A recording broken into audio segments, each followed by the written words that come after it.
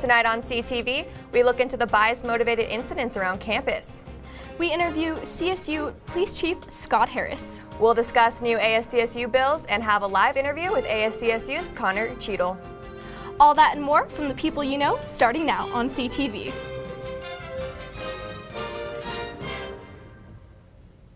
Welcome to CTV News. I'm Sunday Miller. And I'm Isabella Roberts, and here's what's happening in the news near you.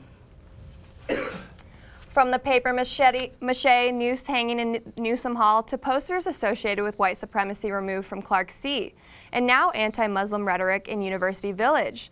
This string of bias-motivated incidents affecting CSU campus have caused the student body to stand up for diversity and inclusion.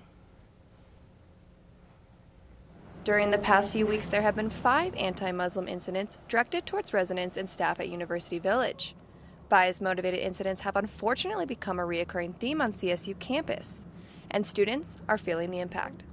For me, they're really disheartening. I'm really disgusted that this happens where I go to school. It always happens somewhere else, but for me, I've had experiences like this, and growing up, the people around me who practice the same sort of faith as me had the same experiences. To celebrate diversity in thought and faith, CSU students held Better Together Day, which is a part of a nationwide project started by Interfaith Youth Corps. This is the 4th year this event was hosted on the Laurie Student Center Plaza, which attracts hundreds of students to free coffee and an open discussion each year. And what it is that we just try to put all of our differences aside in our religion and beliefs and just to come together as one and see all of us as a group and as a unity.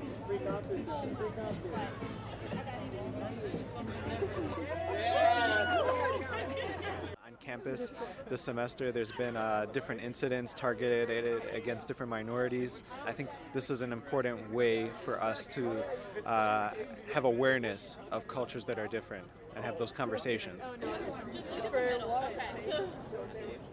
The Academic Village Hall Council tackled these controversial topics by hosting a discussion called What is Happening in Our House, to allow residents to express their thoughts on the atmosphere of campus, learn how to respond to hate crimes, and build a supportive community.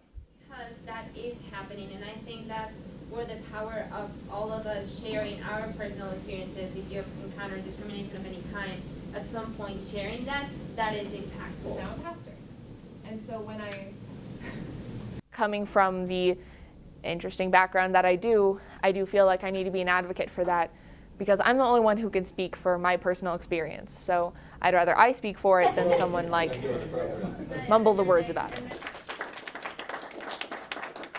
But that is what pushed me to get so involved on campus, is because I want to create a space where people don't have to compromise their most authentic self in order to be able to have opportunities and get involved and be able to cash in on as much of their potential as possible. So.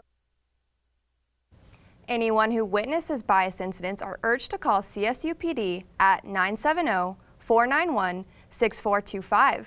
Bias incidents can also be anonymously reported at supportandsafety.colostate.edu. City Council passed the approximation of approximately $2 million extra for the Poudre River Whitewater Park. The project already has $9.5 million in funding from various sources, reported to be enough as a base project, but the additional funds will help realize the full vision of the project, which was outlined in 2014. This project is expected to be completed in the summer of 2019. CSU's new football stadium naming rights was just bought by Public Service Credit Union for about $38 million. The credit union is expected to rebrand and use its new name for the stadium, which should be decided by early June. Earlier today, I interviewed CSU Police Chief Scott Harris regarding CSU's public safety team and their role on campus due to this academic year's public safety alerts that have been sent out campus-wide. Within the last academic year, CSU students and faculty have received alerts from the public safety team in regards from a shooting off campus to weather alerts and mental health. When you get an emergency alert, that's about an ongoing imminent threat, either for safety from the standpoint of an ongoing criminal activity or a natural disaster that may be imminent. So those go out immediately. Some subjects addressed this year were the white supremacist group, IC Plaza conditions, an armed robbery, and Morgan Library's evacuation due to a bomb threat. Chief Harris affirms the seriousness of these alerts. So the university takes it very serious in terms of our response and our obligation to the campus community as a whole. And when we vet these in terms of how the application of the Clery Act is to this particular event, it's taken very, very seriously. So when we do issue that type of warning to people or that alert to people, I would encourage everybody to take it extremely serious and read the content of that email or the content of that text message and take whatever precautions are recommended. For more information, you can visit safety.colostate.edu. And if you or someone you know would like to leave a tip regarding campus safety, you can visit supportandsafety.colostate.edu. ASCSU discussed some substantial bills last night. Here's Stuart Smith with the report. At the ASCSU Senate meeting last night, 10, count them 10, pieces of legislation were brought to the floor, with 6 of them being new business.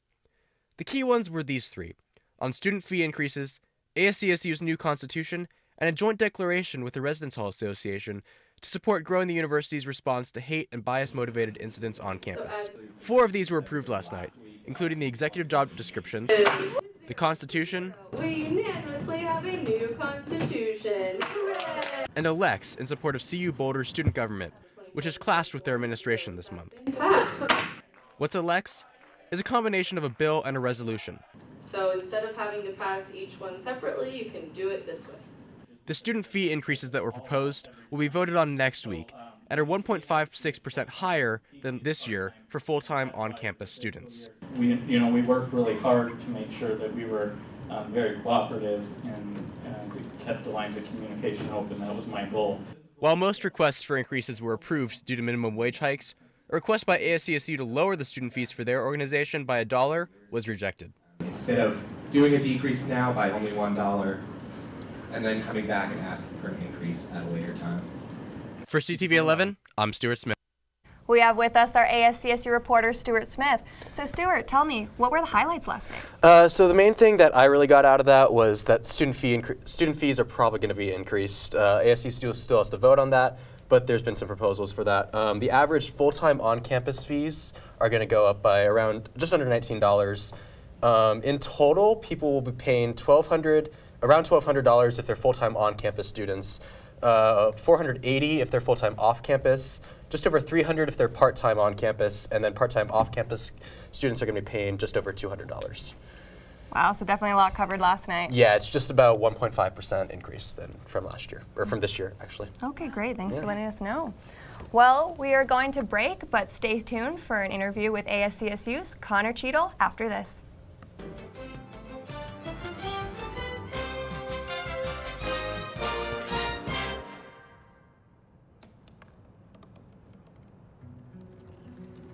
They said I couldn't dream. Called me a piece of trash and swore that's all I'd ever be.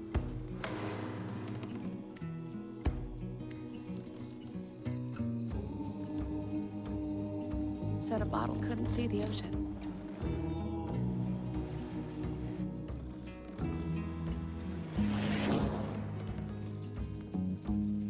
Give up. Go back to the dumpster.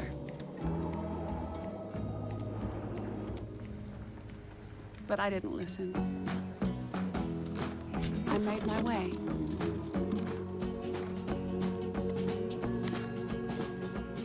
And now, I am what I've always wanted to be.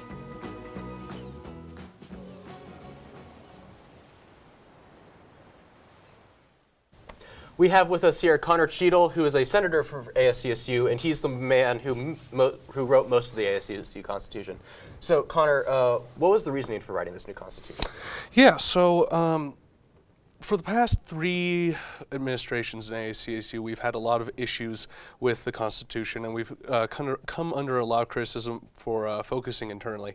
This is mostly because of all the issues with the impeachment and just general issues we have had with the Constitution itself. It was a mess, hard to read, didn't make sense. There were actually some areas that repeated each other and then would contradict each other, which was really weird.